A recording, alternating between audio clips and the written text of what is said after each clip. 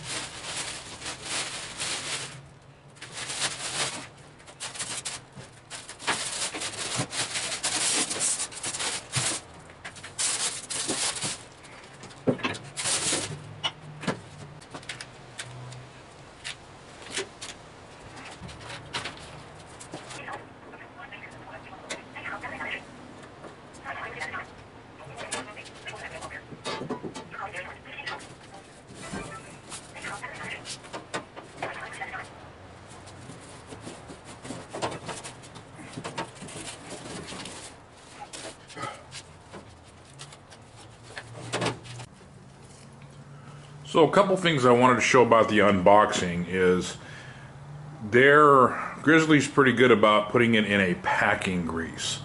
The packing grease, which is basically to keep it from getting scratched or rusted, is very thick. I usually use WD-40 and it takes me a little while to clean it off, and I go through quite a few paper towels, but there's probably better ways to do it. But that's how I normally do it. But this is part of the unboxing. I'm not going to be putting it together or anything like that, and we're not going to be going over how it runs today. If I do anything like that, it will be in a review later.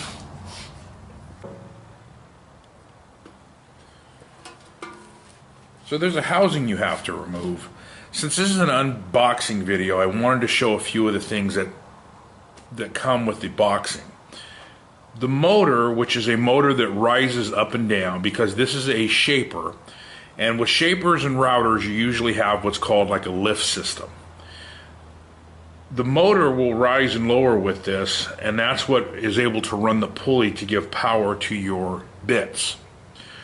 So in the shipping they have this bright red thing, we'll call them brackets, and there's a little notice here on the outside, so hopefully you don't miss it.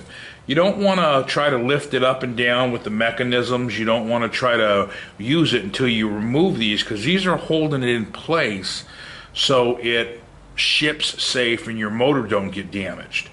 But if you don't remove your housing, you won't see that, or if you're a person who don't read your manual. So make sure you read your manual, because this is a safety feature to help ship your machine without it being damaged. That's actually very nice. So these are the two boxes that came on the inside of the shaper, and this is obviously the fence system. And one of the things you just want to look through is you just want to look through it real good and make sure there's no cracks in it. If there's any cracks in it, then you need to send it back or call them as soon as possible. And this one looks pretty good. Looks like a nice solid piece. So we got a little miter sled slot gauge here. I'm not sure what this stuff is. Got a spindle set, and that's going to be both a 1/2 and a 3/4, I believe is what comes with it. And when you get the cast iron stuff, you just want to look and make sure there's no cracks in it where you're going to be bolting it up later. That's very important. Make sure there's no cracks in any of it.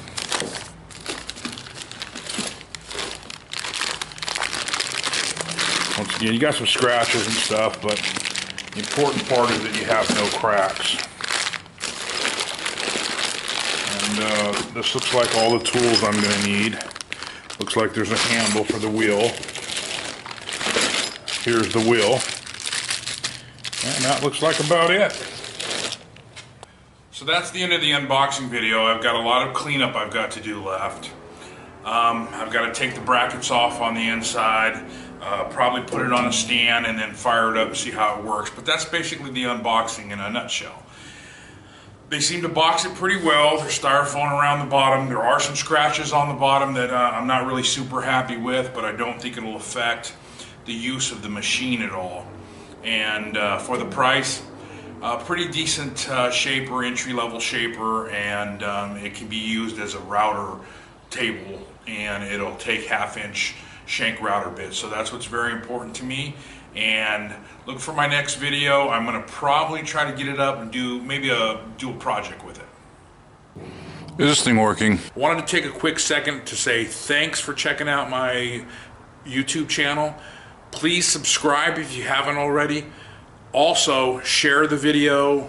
That helps me tremendously. Leave a message down at the bottom. I'll make sure I get back to as many people as possible, and I'll see you next week.